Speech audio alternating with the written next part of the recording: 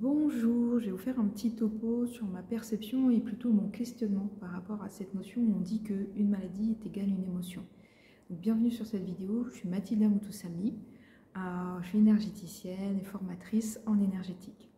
Bien entendu, mon propos ne va pas être médical ni psychologique, c'est un biais totalement énergétique et à la fois aussi parce que j'ai plusieurs maladies dont je me suis débarrassée d'une certaine manière. Le corps médical dira je suis en rémission, moi je considère que voilà, en tout cas certaines ne sont plus là. Et donc aussi je partage ça en tant que ce qu'on pourrait appeler patient expert, c'est-à-dire une personne qui se sont beaucoup renseignées sur cette maladie-là. À une période où voilà, j'avais besoin de guérir de cette maladie auto-immune parce que les médecins, j'étais en impasse thérapeutique et qu'ils ne pouvaient rien faire.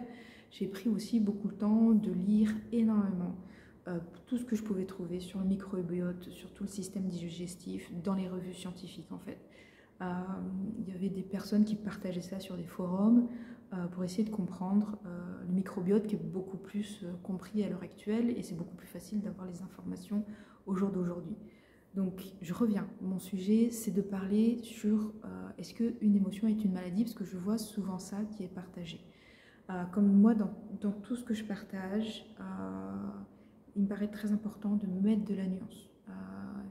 Ça me paraît assez réducteur. Donc j'ai partagé un petit cours réel voilà, sur les réseaux sociaux en prenant un contre-exemple qui me paraît assez intéressant, c'est celui des maladies auto-immunes. Il est prouvé que ces maladies auto-immunes, elles se développent beaucoup dans les pays très développés. Je ne suis pas hyper fan de cette dénomination de pays développés, en tout cas dans les pays où on a de la nourriture industrielle, où on vit très rapidement, où les sociétés sont un petit peu aussi désolidarisées, j'ai envie de dire, ou atomisées, c'est-à-dire le lien social est un petit peu disparu avec cette modernité-là. Les maladies auto-immunes, elles se développent dans les pays qui sont en développement. Et dans les pays pauvres, extrêmement pauvres, ces maladies-là n'existent pas. Voilà, je peux témoigner, j'ai habité une année au Burkina Faso. J'ai eu l'occasion, parce que j'avais une maladie auto-immune, d'aller consulter tout un tas de médecins. J'ai vu un certain nombre de médecins français et burkinabés.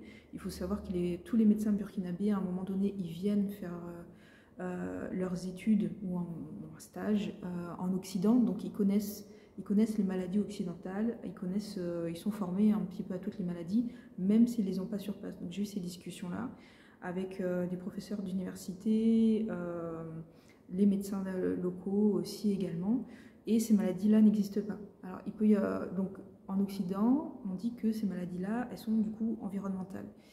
Il y a tout un tas de faisceaux qu'on pourrait explorer. Il y a ce côté-là où dans les pays dits très classés pauvres comme le Burkina Faso, il y a encore des pratiques non médicales qui sont extrêmement développées, à la fois en allant voir le sorcier, je vais mettre le mot sorcier pour englober parce que ça va être très différent en fonction des peuples. Il y a beaucoup de peuples au Burkina Faso, beaucoup de langues différentes et beaucoup de systèmes culturels très divers et variés, vraiment. Donc il y a cet aspect-là où on va aller se guérir chez un guérisseur, je vais mettre ce mot-là qui est un mot vraiment français. Et aussi il y a ce qu'on appelle les tradithérapeutes qui sont reconnus par l'État. Les tradithérapeutes, c'est ceux qui vont soigner plutôt avec les plantes du coup. Ils sont reconnus. Là où en France on bataille et on court après les naturopathes, enfin tout ce qui est alternatif, là-bas c'est reconnu par l'État. Et ça, parce que aussi c'est beaucoup plus accessible d'un point de vue tarifaire que les médicaments tels que nous on les connaît, qui sont extrêmement chers. Il faut savoir que les médicaments ils sont vendus à l'unité, donc pas à la boîte, mais à l'unité, vraiment au comprimé, et que parfois il y a des gens qui n'ont pas les moyens de se payer juste un comprimé. Du coup, il y a des gens qui peuvent mourir parce qu'on ne peut pas se payer un comprimé. Donc les plantes et tous les tradithérapeutes qui soignent avec des plantes ou des méthodes alternatives, ils permettent à tout un tas de gens de guérir. Donc est-ce qu'il n'y a pas de maladie auto-immune parce que est-ce qu'ils n'ont pas les moyens de se guérir? Est-ce qu'ils n'ont pas des connaissances pour se guérir de ce type de maladie-là? Je peux témoigner que moi j'ai eu des diagnostics, alors qu'ils n'avaient pas posé les mêmes mots qu'au jour d'aujourd'hui. J'ai eu des diagnostics de poser au Burkina Faso qu'il a fallu des années à la médecine occidentale de poser. L'endométriose, le fait que j'avais un kyste aux ovaires, j'ai vu des tradithérapeutes qui avaient déjà vu qu'il y avait un problème à l'ovaire. Alors ils ne parlaient pas de la même problématique. L'endométriose, il le voit comme un problème de foie et un problème d'ictère en particulier, qui est problématique qui se retrouve aussi quand on va en naturopathie avec l'endométriose, quand on va en médecine chinoise, quand on va en médecine ayurvédique, bien que les dénominations vont être différentes. En fonction, parce que c'est pas la même, on va dire, grille d'analyse, on va dire. Et donc moi j'ai eu des diagnostics extrêmement bons, des thérapies efficaces quand j'étais là-bas. Donc je reviens à ce truc-là d'émotion. Alors effectivement, si on compare pays pauvres, pays riches, je questionne un peu cette idée-là. Est-ce que c'est une émotion est égale à une maladie? Dans les pays beaucoup plus pauvres où il y a certaines maladies qui tuent, mais d'autres maladies qui ne sont pas là, on observe aussi assez souvent que la société elle est beaucoup plus soudée. Il y a un maillage sociétal qui est beaucoup plus serré. Quand tu vas pas bien dans ton village ou dans ton quartier, tout le monde est au courant. Donc c'est vraiment l'opposition de ce qu'on peut avoir par exemple dans les villes en France, etc. Bien entendu, je généralise et il y a toujours des exceptions absolument partout.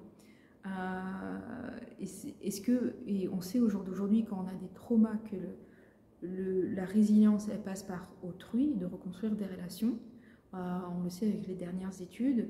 Est-ce que le fait d'être connecté aux autres ne joue pas aussi sur le système immunitaire? C'est un questionnement. Vraiment, je pose des questionnements là. Donc, et aussi que du coup, la gestion émotionnelle, elle est plus facile quand on est entouré, quand on peut parler, quand on peut échanger, etc. Ce sont juste des questionnements que je pose là. Voilà, donc il me semble que c'est dans tous les cas extrêmement plus complexe qu'une maladie est une émotion. Je parlais de cette différence-là, sachant que voilà, il y a des facteurs environnementaux. Les terrains sont pesticidés et aussi en Occident, les femmes prennent majoritairement la pilule, ce qui fait qu'on retrouve trace, c'est pareil, ça ce sont des choses scientifiques, on retrouve ça dans les eaux usées, des traces des hormones, du coup à taux assez important.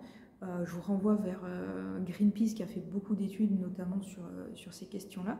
Et ce qui fait que dans d'autres pays, les femmes ne prennent pas du tout la pilule aussi. Donc quel est l'impact de ça en fait par rapport à ce qu'on mange et de l'eau qu'on boit quand il y a des résidus comme ça médicamenteux qui peuvent se retrouver. Alors, encore une fois, là je vous renvoie sur Greenpeace.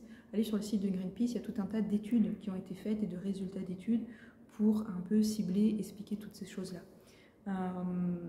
La présence des pesticides, pareil, je peux te donner, pareil, je parle en tant que personne qui a été malade. Donc je partage mon expérience de vie, parce que j'aime pas faire de la théorie, je partage mon expérience de vie, ça vous nourrit votre propre réflexion, etc.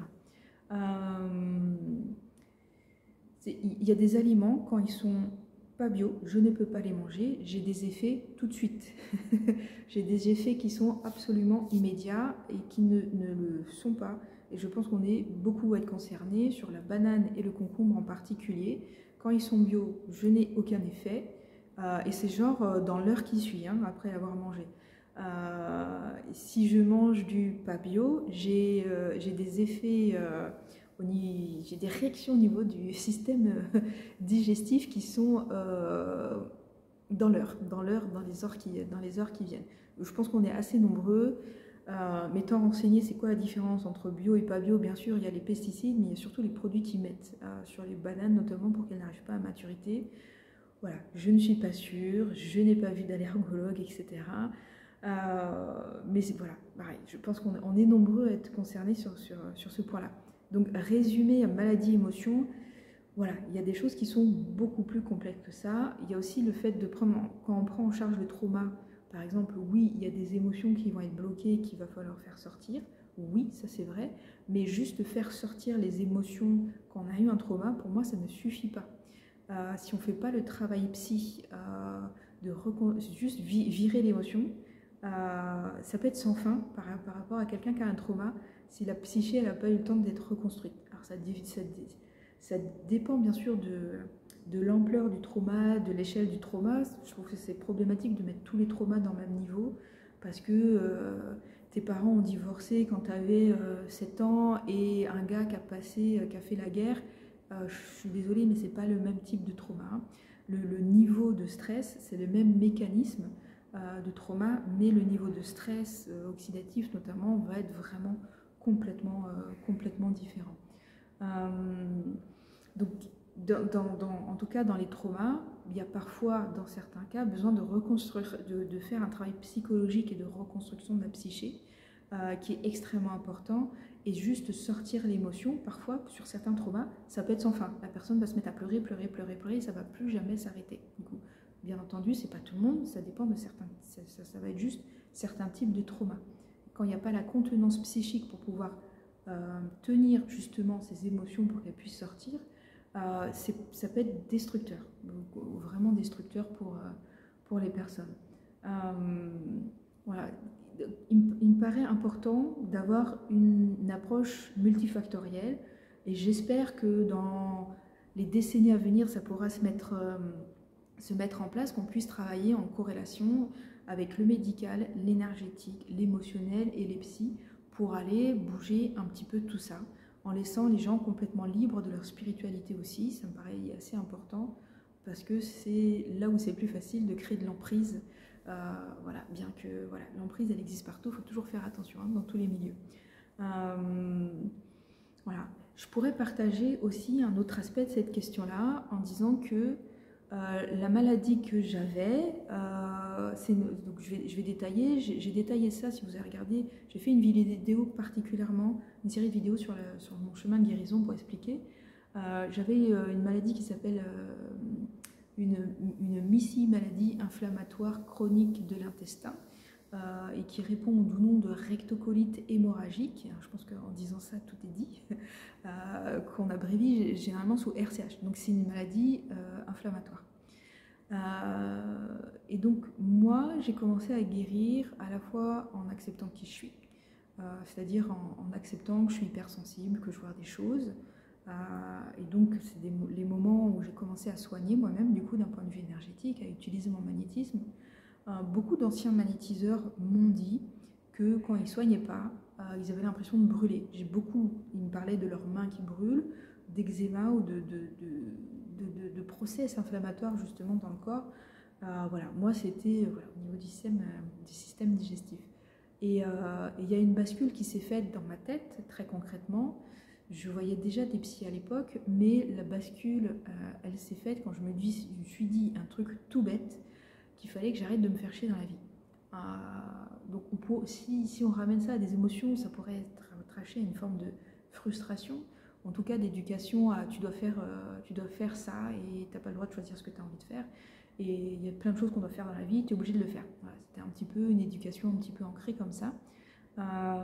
Et ça revenait vraiment à il ne faut pas que je fasse quelque chose qui me... Je vais retomber malade si je fais quelque chose qui me fait chier. Ça, par contre, je le sais. je considère que je ne suis pas malade, mais que si jamais je me retrouve dans une situation où je suis forcée à faire des choses qui ne me correspondent pas, ça va très très vite potentiellement revenir. Même si je sais gérer maintenant avec tout un tas de techniques de méditation, de passer en état de conscience différent. Mais je sais que là où des personnes peuvent supporter des situations pendant très longtemps, je n'y arrive pas, je somatise très très très rapidement et je suis malade très rapidement. Voilà. C'est là où j'en suis rendue et j'ai compris. Et parfois j'ai des pré-symptômes, on va dire, de la maladie. Dans ces cas-là, pouf, je conscientise qu'est-ce qui se passe et je fais les modifications tout de suite. Généralement, je m'arrête de travailler. Je fais de la méditation tous les jours, de la sophro, enfin voilà, plein de choses où je vais à la mer tous les jours. Vraiment, je débranche de tout pour poser le feu et ramener, on va dire, cette notion de paix d'un point de vue alimentaire, d'un point de vue repos dans mon corps. Et généralement, les choses rentrent dans l'ordre. Voilà. Donc, c'est vrai que j'ai toujours une vigilance aussi sur la nourriture. Je bois du lait, je suis malade, ça c'est clair. Donc le lait n'est plus envisageable dans ma vie. Tout type de lait. C'est un autre débat sur qu'est-ce que la guérison. Est-ce que la guérison, c'est continuer à garder ses habitudes et prendre un médicament et être guéri? Parce que du coup, il y a des gens qui me disent « Oui, mais t'es pas guéri parce que tu peux pas manger tout ce que tu veux. »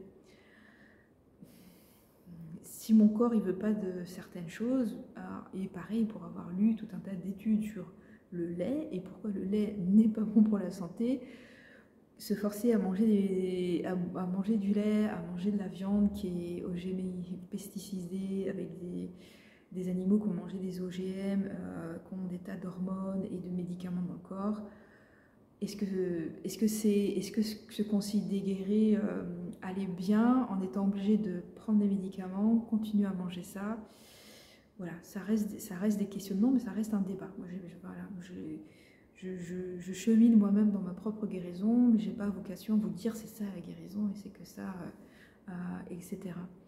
Et donc, en énergétique, une maladie, une émotion, c'est vrai, c'est toujours plus complexe.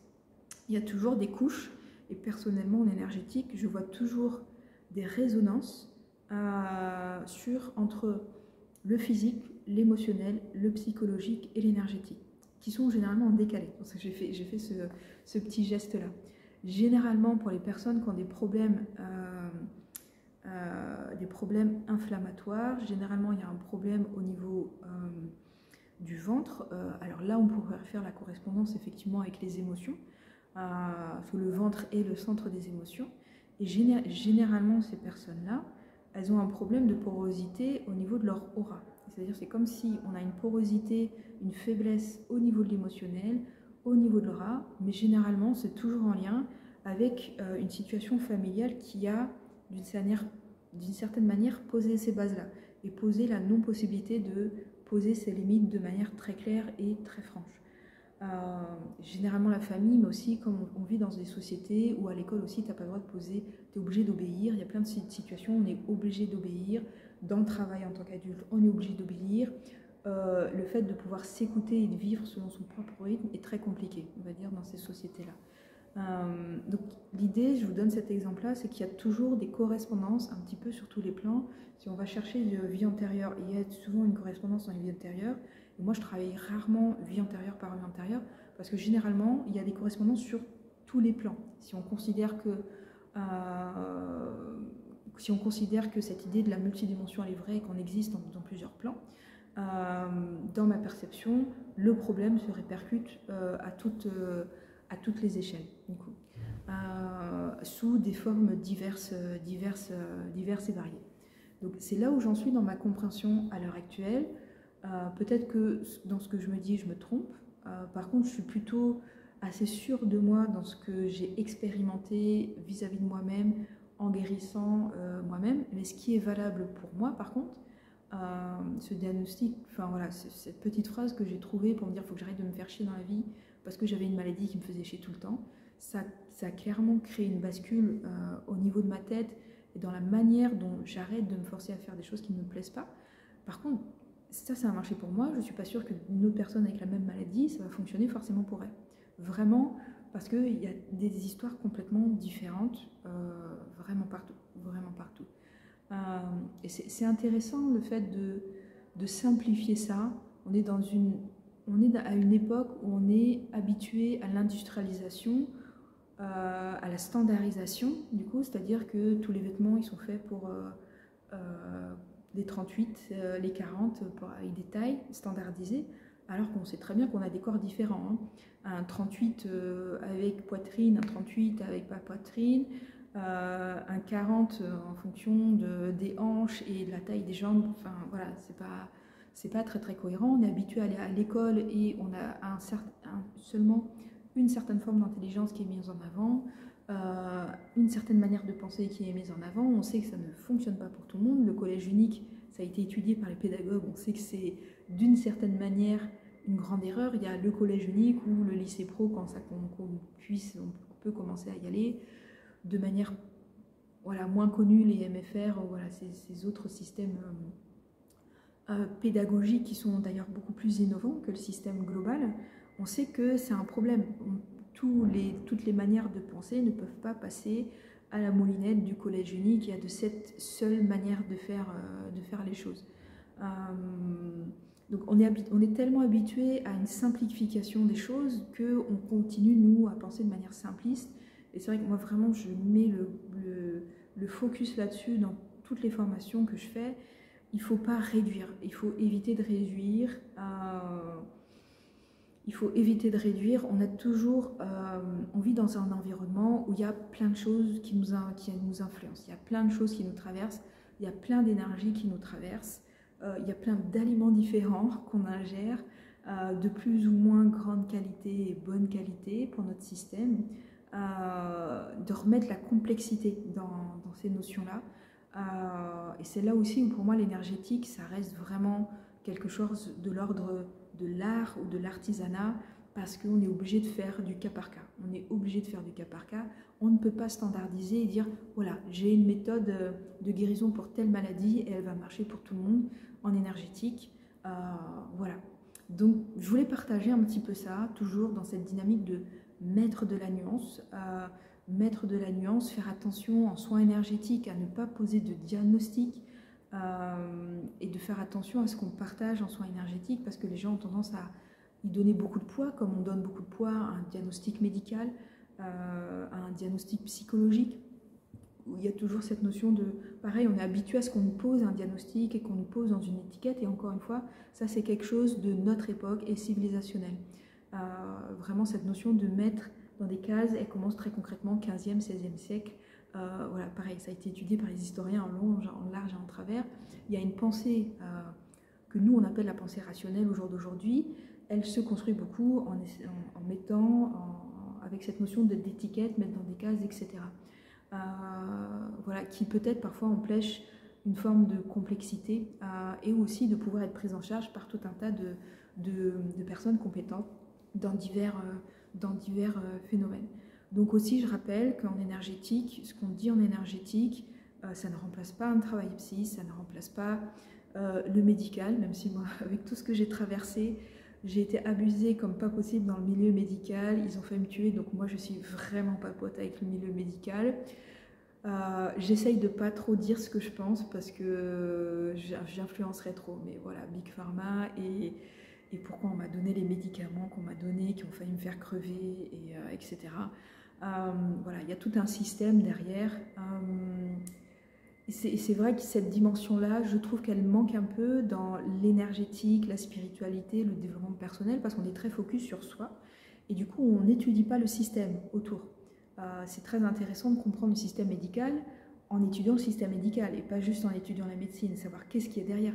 Le système médical, il ne fonctionne pas sans les systèmes, les mutuelles, les assurances et surtout les laboratoires pharmaceutiques qui sont ceux qui font le plus de lobbyisme, on le sait, qui mettent le plus d'argent et qui ont le plus d'argent à gagner à l'heure actuelle. Ce qui n'empêche pas qu'il y a certains médecins qui font leur travail voilà, correctement. Voilà, de comprendre le système et un système en énergétique, je trouve que il faut penser en dehors de la personne, parce que si on soigne la personne énergétiquement et qu'elle est dans une maison et c'est pourri, ça va pas, ce qu'on fait énergétiquement, ça va pas tenir. Moi j'ai eu beaucoup le cas de personnes, de femmes, de mamans qui venaient me voir, qui étaient épuisées, mais moi je peux faire un soin énergétique, mais elles portent la charge mentale de 3 enfants à la maison, alors leur travail plus leur mari qui vraiment est comme un enfant. Moi je peux faire le soin énergétique, mais s'il n'y a pas à un moment donné une réorganisation qui se fait, et bien sûr je sais que c'est compliqué de faire cette réorganisation là, la personne va être compliquée et va être, enfin la maman en question, elle va continuer à être à la limite du burn-out et à pas pouvoir s'en sortir. C'est juste pas humain de gérer un travail à temps complet avec beaucoup de stress et beaucoup de pression et de gérer 4 enfants à la maison et un adulte. Enfin, moi je considère qu'un adulte qui se conduit comme un enfant, c'est plus à gérer qu'un enfant en tant que tel. Bon, bref, blague à part. Et il y a tout un tas de choses comme ça. Je soigne quelqu'un qui subit plein d'abus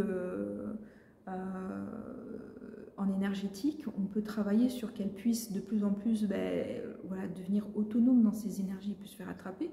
Mais si elle est dans un milieu qui est fondamentalement toxique ou qu'elle est dans une situation où la toxicité, on peut pas changer autrui. Hein, on peut pas, en étant dans l'énergétique, j'ai pas le droit d'intervenir, on va dire, sur autrui sans consentement. Voilà, je peux pas changer l'environnement. Je vais donner un autre exemple. Il y a un jeune homme qui est venu me voir et qui avait des problèmes il tombait dans les pommes tout le temps et les médecins, il avait fait tous les examens possibles, les médecins ne comprenaient pas. Donc moi j'ai fait le soin énergétique et il y avait des perturbations énergétiques, mais par contre en questionnant, j'ai dit il faut comprendre d'où vient la perturbation énergétique. Donc il se trouve que ce jeune homme travaillait dans une centrale électrique du coup. Alors du coup j'ai compris, bon on a un métier, il faut manger, etc. Je lui ai dit, il a été d'accord parce qu'il était formé à l'énergétique, cette personne-là, et il comprenait bien, il dit mais tu peux mettre toutes les protections sur place, mais il y aura toujours des petits problèmes si tu continues à travailler sur place, parce que du coup, quand on travaille dans des endroits où il y a beaucoup d'électricité comme ça crée des perturbations dans les champs énergétiques qui sont... c'est très difficile de vraiment ne pas être poreux, et en particulier cette personne-là était extrêmement sensible et sentait tout un tas de choses. Donc effectivement cette personne-là m'a expliqué qu'elle voilà, elle avait trouvé un autre boulot et qu'effectivement le problème s'était arrêté tout simplement ensuite. Donc voilà, donc il y a parfois des environnements qui sont à prendre en considération, et ça c'est extrêmement important. Moi ça me paraît un peu une dérive du développement personnel. C'est bien de se connaître soi, mais il faut connaître le monde aussi, hein. Il faut connaître le monde à l'extérieur, les énergies à l'extérieur, sans aussi donner trop de pouvoir à l'extérieur, sans trop donner de pouvoir à l'astrologie, aux constellations, à la lune, au vent solaire, etc. Sinon on remet son pouvoir tout le temps à l'extérieur. Voilà, je voulais faire une petite mise en lumière sur ces questionnements-là. Oui, c'est très important d'aller chercher les émotions. C'est très important, mais vous le saurez généralement, on sait quand il y a une émotion qui est bloquée. Généralement, voilà, tout le monde sait quand il y a une émotion qui est bloquée, généralement. Mais il me semble que la guérison, et encore une fois, ça dépend de quelle définition on met derrière le mot guérison, qui est un mot plutôt tabou dans le milieu médical à l'heure actuelle. Qu'est-ce qu'on met derrière le mot guérison? Qu'est-ce que ça implique? Voilà. Et comment, en tout cas, il me semble que c'est très important d'avoir une approche multifactorielle, comme quand on doit avoir une grosse chirurgie, on ne va pas avoir qu'un seul chirurgien, on va avoir plusieurs. Ça me paraît important d'aller chercher plusieurs niveaux d'explication et ne pas forcément que rester sur l'émotion, et de faire aussi attention. Certaines personnes, ou en dépression, ou avec l'autisme, ou certaines particularités, certaines hypersensibilités, certains traumas, le travail émotionnel peut être très très délicat, il faut faire très attention, parce que ça peut être plus délétère, voire mettre en problème la personne. Voilà. N'hésitez pas à commenter ou à partager si vous avez aussi des expériences par rapport à ça. N'hésitez pas si vous avez des questions, et à plus tard pour d'autres vidéos.